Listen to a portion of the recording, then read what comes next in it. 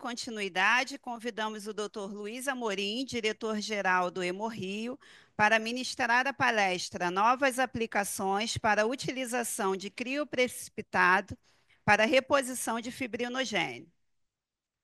Agradeço a organização, especialmente a Thaís pelo convite e também pela organização do evento, que está muito bom. E vou falar rapidamente, é um assunto que é muito velho, ao mesmo tempo tem algumas coisas novas, que é novas aplicações do crio precipitado na reposição, no tratamento de pessoas que têm déficit de fibrinogênio.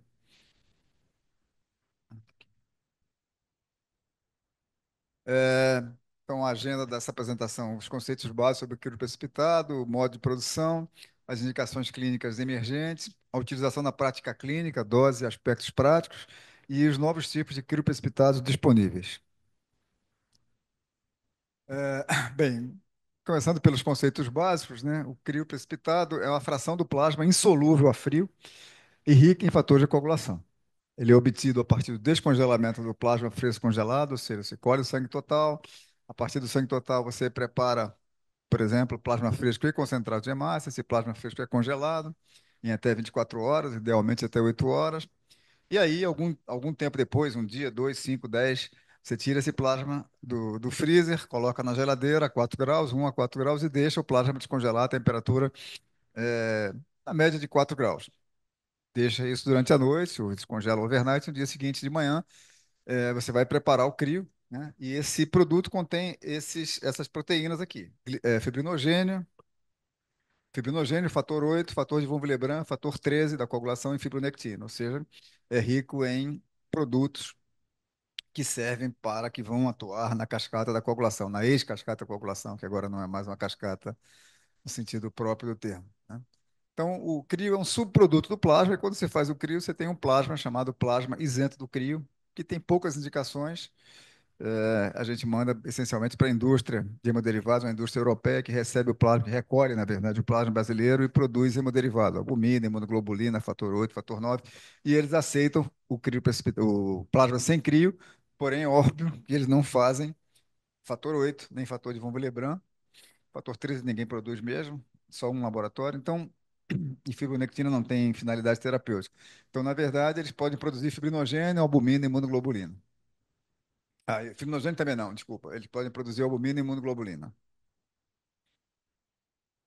Então, quando você descongela o crio, o plasma, né? O crio precipitado fica aqui, né? O pessoal chama, ou chamava agora, não sei se usa esse termo, da pedra, porque fica uma pedra, ela não se dissolve. O plasma fica líquido, descongelado durante 12 horas na geladeira, porém, essas proteínas são insolúveis a frio, né? Daí o nome, é, porção do plasma insolúvel a frio. Essas proteínas são insolúveis a frio, então elas ficam, né? é, Ainda endurecidas, você consegue retirar o sobrenadante, que é o plasma, em sistema fechado, e fica o crio aqui, né? Que é a fração que contém aquelas proteínas da coagulação, né? Então, a OMS tem uma definição de crio precipitado, a OMS e a Organização Pan-Americana de Saúde, que é essa aqui. Então, define que a indicação de é quando o fibrinogênio está menor que 200 miligramas por cento, 200 miligramas por decilitro, nos casos de coagulação intravascular disseminada e transfusão maciça. O volume de 10 a 20, o que é diferente do que a legislação brasileira diz. O conteúdo é fibrinogênio, fator 8, 13, von Willebrand e fibronectina. O conteúdo é o conteúdo, não muda. E, segundo a OMS, cada bolsa de crio aumenta a dosagem de fibrinogênio em 10 ml, em 10 miligramas por decilitro. Mas isso é polêmico, tem quem diga 7, tem quem diga 15, e na verdade cada caso é um caso, é difícil ter, acho que isso nem devia estar numa definição, né? Porque isso não é definição do produto, é do seu efeito, e o seu efeito é muito variável em função de várias coisas. Isso é o que diz a norma brasileira sobre crio precipitado, né? Os valores esperados, um volume de 10 a 40, a OMS diz 10 a 20, a norma brasileira aceita 10 a 40, em toda a unidade produzida, né? E tem que ter mais que 150 miligramas de fibrinogênio por unidade.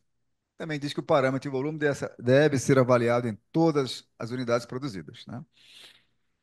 O resto é 1% da produção, ou 4, por mês, que for menor. E essas são as indicações clássicas, tradicionais do crio precipitado. Coagulopatia de consumo, CIVD, né? Hipofibrinogênemia adquirida, hemofilia A, doença de von Willebrand, deficiência congênita de fator 13, deficiência congênita de fibrinogênio. Essas são indicações tradicionais, que, no entanto, não são mais indicações tradicionais, ou melhor, não são mais indicações aceitas, né? Por exemplo, hemofilia A, durante muito tempo, o CRIO foi um avanço. Durante muito tempo, na década de 70. Na década de 70, os hemofílicos eram tratados com plasma, uma quantidade gigantesca de plasma, era impossível ser tratado adequadamente algum hemofílico. Até que os americanos desenvolveram o crio precipitado. Então, o volume é muito menor. Por exemplo, uma bolsinha de 10 ml equivale a uma bolsa de 300, né, ml, 250 ml de plasma. Então, ficou muito mais fácil tratar os hemofílicos. Tem sempre uma história clássica do Enfio, né, que acho que a maioria aqui não conhece, mas que foi um grande brasileiro, um grande escritor, desenhista, jornalista. E Enfio era hemofílico, assim como os irmãos dele, o Betinho, que é mais conhecido, e um outro que era músico. Os três eram hemofílicos e os três pegaram HIV e os três morreram de HIV. O Betinho tinha HIV e HCV também. Mas ele pegou HIV porque ele foi morar nos Estados Unidos, porque ele descobriu que tinha sido lançado lá o crio precipitado. Então ele escrevia carta para os jornais contando a maravilha que era o crio precipitado, como era bom o tratamento lá e tal. Só que, para imenso azar dele, foi a época que a AIDS estava surgindo, né? Ainda não sabia que existia, mas as pessoas já adquiriam em transfusão. E ele pegou AIDS, então, nos Estados Unidos, e foi assim que ele acabou morrendo com demência. Foi triste. Mas, enfim, por que está arriscado a hemofilia A se foi um negócio que deu tanto resultado? Porque está na norma brasileira, assim, não se pode usar crio precipitado para hemofilia A, porque o Ministério da Saúde compra fatores da coagulação, derivados do plasma ou recombinantes, e esses fatores são totalmente seguros do ponto de vista bacteriano e virológico, sobretudo virológico, né? Não transmitem doença, faz mais de acho que quase 30 anos que não tem nenhum relato de transmissão de doença por hemoderivados. E sangue pode transmitir doença. É raro, cada vez mais raro, mas pode transmitir. Não é um produto 100% seguro. Então, a norma brasileira diz que é proibido fazer crio precipitado para hemofílico A. Você pode perguntar, mas se não tiver, não tá, se não tiver, você vai fazer. Vai fazer e vai ter que comunicar à Vigilância Sanitária e ao Ministério que você fez porque não tinha. Não é para não ter, porque o Ministério manda mensalmente para todo mundo. Então, hemofilia A não é mais uma indicação tradicional, nem uma indicação aceita, nem no Brasil, nem no mundo, ou na maior parte dos países do mundo. Vale o mesmo para a doença de von Willebrand. Existe um concentrado de von Willebrand específico, ele não está disponível no Brasil. Existe concentrado de von Willebrand recombinante, também não está disponível no Brasil, não tem registro, até onde eu saiba. Mas existe concentrado de fator 8 rico em fator de von Willebrand, e é esse produto que o Ministério também compra e distribui gratuitamente para qualquer pessoa com von Willebrand. Então, proibido fazer crio de doença de von Willebrand. Deficiência de fator 13. Vocês viram que o crio precipitado tem muito fator 13, porém também está proibido, porque o Ministério também compra fator 13 para as pessoas que têm deficiência congênita de fator 13. Então, não está indicado, e mais que isso, está proibido a utilização do crio para tratar deficiência de fator 13. E, por fim, também está proibido para deficiência congênita de fibrinogênio, porque existe concentrado de fibrinogênio industrial. No Brasil, que está disponível, se chama Hemocompletan, da CSL. Lá também tem o Fibriga, agora mais recente, da Octafarma. Tem dois produtos no Brasil. E esses produtos, de novo, têm segurança viral absoluta. Eles passam por 2 ou 3 métodos de inativação viral durante a sua produção. Então, o Ministério compra para as pessoas com deficiência congênita. Então, o que, que sobra? Sobrou isso aqui, ó. Hipofibrinogênemia adquirida, coagulopatia de consumo. Essas duas continuam. Agora, é claro, se você tiver dinheiro, tiver recurso, você pode usar o fibrinogênio industrial, que vem do plasma, né? Um frasco de fibrinogênio tem ali pelo menos 20 mil doadores. 20 mil pessoas, plasma de 20 mil doadores dentro daquele frasquinho, né? É, mas você pode usar se você puder comprar. Em geral, costuma ser bem mais caro. Então, as maneiras de repor fibrinogênio é ou com crio ou com concentrado industrial. Agora, para deficiência congênita, no Brasil não se pode usar o crio, a menos que não tenha. Aqui é mais fácil acontecer, porque não é uma quantidade muito grande que o Ministério compra, são poucos pacientes. Então, às vezes acontece um paciente sangrar e sangrar muito e você precisar usar crio, porque não dá tempo de vir de Brasília, isso pode acontecer. Mas, enfim, sobrou fibrinogênio, mas, peraí. Sobrou fibrinogênio, mas ele não é assim tão, né? Peraí. Tá. Ver se eu consigo. Acho que ele está indo para frente, sim. Se eu consigo voltar aqui.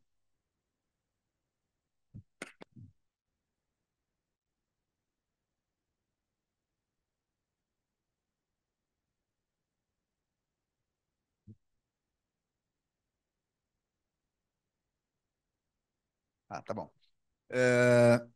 Então, apesar disso, é uma indicação importante porque essas situações em que há hipofibrinogênemia não são situações raras, pelo contrário. Até porque o fibrinogênio, sabemos todos, é essencial na coagulação, ele é o fator um, né? É o fator que está no final do processo de coagulação. É o fibrinogênio que vai se transformar, ao se transformar em fibrina, formar uma rede, como vocês podem ver aqui. Espero que não passe de novo isso. Uma rede, como vocês podem ver aqui, que vai formar o coágulo, estabilizar o coágulo, né?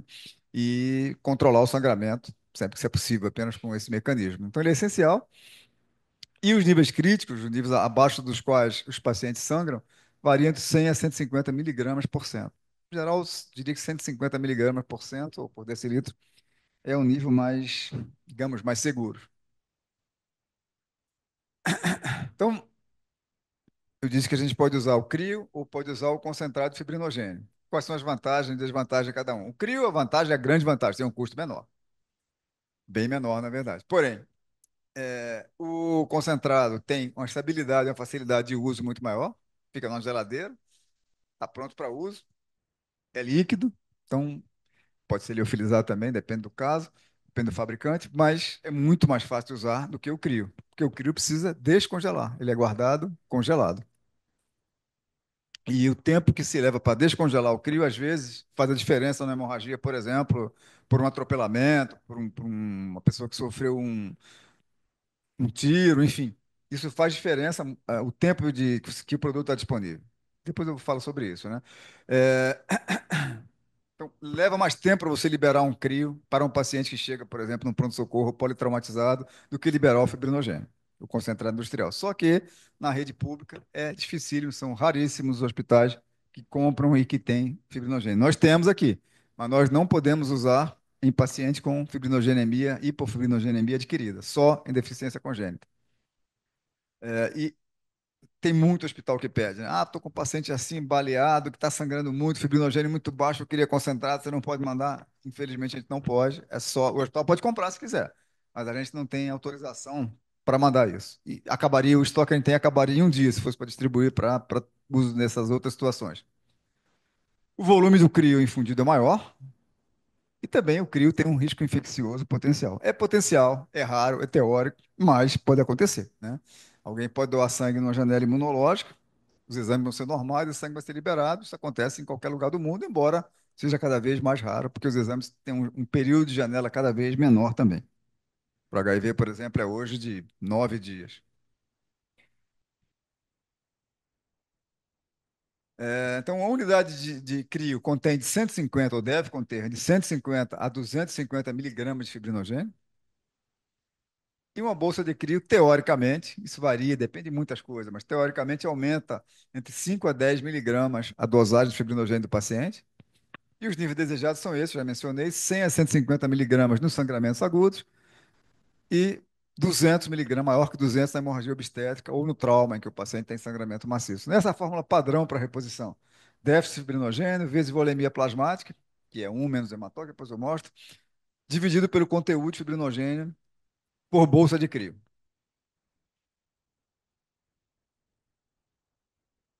Se vocês quiserem ver no detalhe essa fórmula, o parâmetro seria qual o alvo para a dosagem de fibrinogênio pós-reposição. Geralmente o alvo é 100, 150. É melhor colocar 150 miligramas. 200 se for trauma ou hemorragia obstétrica. Então, considerando ali um homem de 70 anos, com hematócrito, 70 quilos, desculpa, com hematócrito 30%. E eu quero elevar o fibrinogênio para 150. O fibrinogênio dele é 75. Então, o cálculo é o alvo menos a dosagem atual. É 150 menos 75 miligramas por mililitro que eu preciso, por decilitro, é o que eu preciso repor. Então, se calcula a volemia plasmática, que é o peso vezes 0,07 vezes um menos hematócrito. Dá essa volemia plasmática aqui, 3,43 decilitros. E a dosagem em unidade de crio é déficit vezes volemia plasmática dividido por 250. No final das contas, dá 1,3 gramas de fibrinogênio. Então, 1,3 gramas de fibrinogênio, quanto é que tem que ter no crio? 150 a 250. Quanto é que a legislação brasileira diz que tem que ter? Vocês lembram? 150.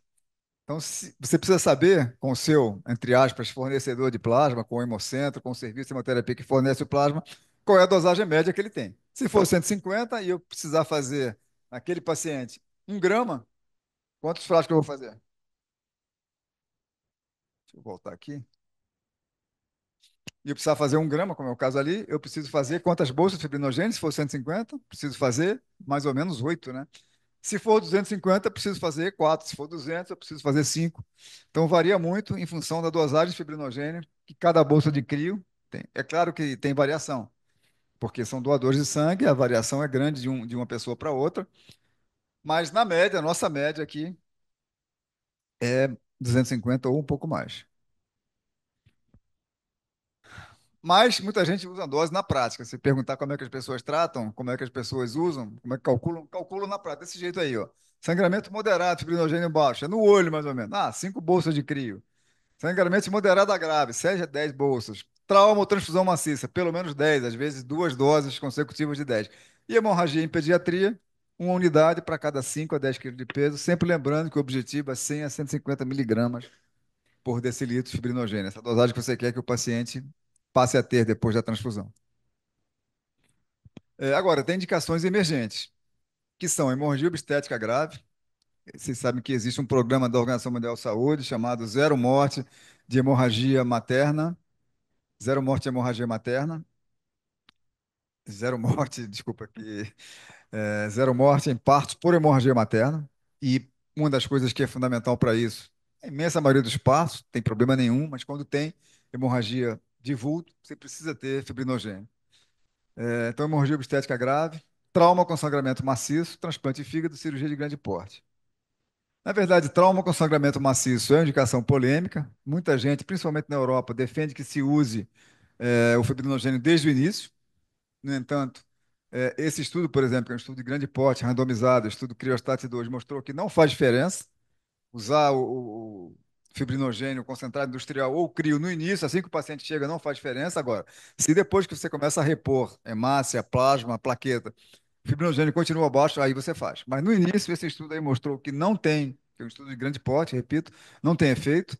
É, assim como esse aqui, estudo de administração precoce de terapia de reposição em fibrinogênio em hemorragia traumática. Também não fez diferença. Então, no trauma, não se começa com crio, pelo menos esses dois estudos mostram isso, mas se faz crio ou concentrado industrial, se o paciente não controlar a hemorragia com a primeira reposição hemoterápica.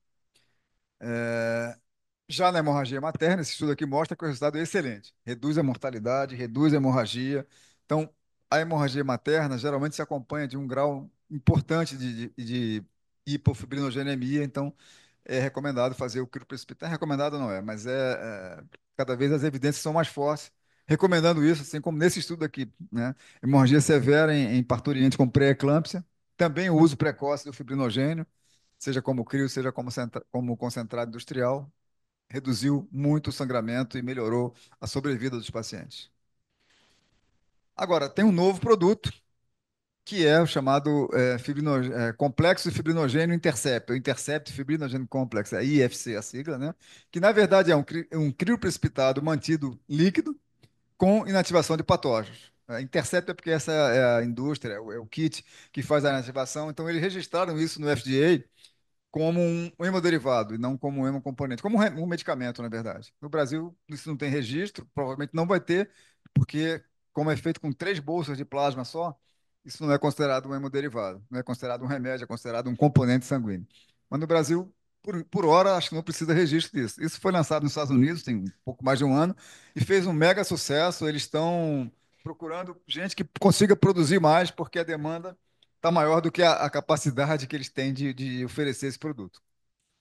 Como é que se faz isso, né? Lembra que o crio tradicional recebe o plasma congelado, descongela overnight, centrifuga, separa precipitado, remove sobrenadante, fica lá o crio, você congela e armazena a menos 18, a menos 20, a menos 30 graus. Isso é o tradicional. Agora, como é que é o deles? Você congela o plasma, depois você descongela o plasma, até aí é igual, três bolsas de plasma. Quando você descongela essas três bolsas de plasma, você vai fazer um pool, você faz um pool de três bolsas, você pode fazer também antes de descongelar, tanto faz. Faz um pool de três bolsas e esse pool tem um produto chamado amotozaleno que vai ajudar a irradiação, porque depois é feito, se faz um pool, coloca esse amotozaleno, já é colocado de forma automática, isso aqui ó, é o amotozaleno que vem para a bolsa, e aqui passa por um filtro de leucócito, você passa para cá, faz um pool de três bolsas e irradia com radiação ultravioleta A e qualquer patógeno que esteja presente aqui fica inativado. Então, com isso, você tem três bolsas, com essas três bolsas você vai fazer um crio de cada uma delas, e esses três crios vão ser agrupados em um pool de três bolsas. Então, no final das contas, você tem um pool de eh, três bolsas de crio inativadas. E a diferença é que, além de elas serem inativadas, ou seja, ela tem a mesma segurança viral, a segurança em relação à contaminação por patógenos, que o concentrado industrial. Elas são mantidas por 5 dias em estado líquido. Por quê? Porque havia uma grande. É curioso porque os americanos, embora sejam ricos, né, como sabemos, usam muito pouco concentrado de fibrinogênio industrial porque acham muito caro. Já na Europa se usa muito o concentrado industrial. Os americanos preferem crio. Só que eles reclamam muito que eles não conseguem descongelar o crio e tê-lo em tempo real para tratar pacientes com hemorragia. Então, essa indústria passou a fazer isso. Inativa, faz o pool e deixa por 5 dias congelado. Durante 5 dias o crio fica lá à disposição, é claro, se não usou em 5 dias, ele é descartado. Mas eles conseguem, até porque tem roda pelo centro de trauma, eles conseguem, e pelas maternidades que atendem gestantes de alto risco, eles conseguem perder muito pouco pool de crio mantido em estado líquido. Então, está autorizado pelo FDA nos Estados Unidos. Obviamente, não está autorizado ainda pela Anvisa no Brasil.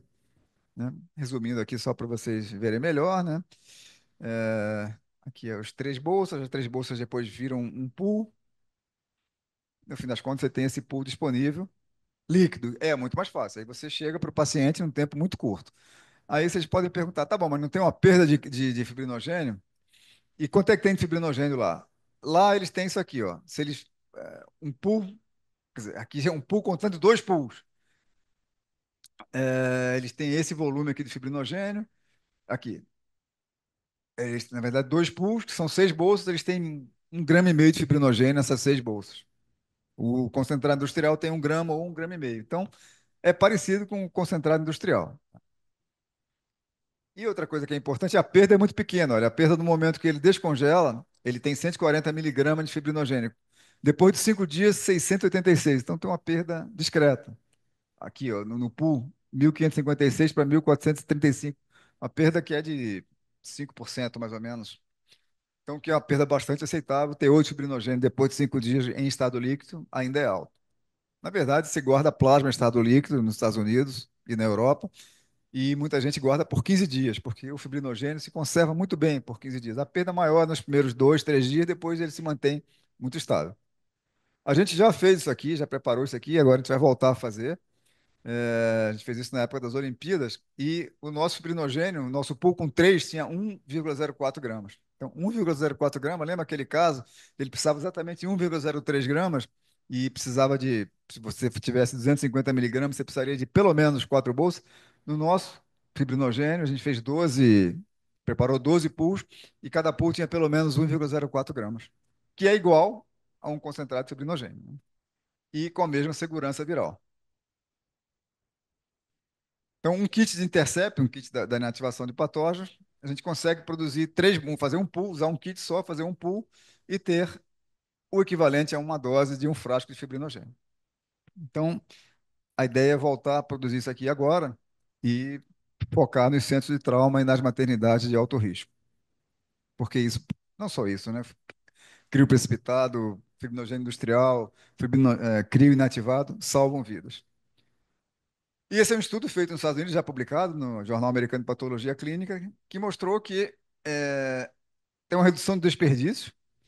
embora fique descongelado, não desperdiça, porque depois que descongela na urgência, às vezes você não consegue usar, você perde.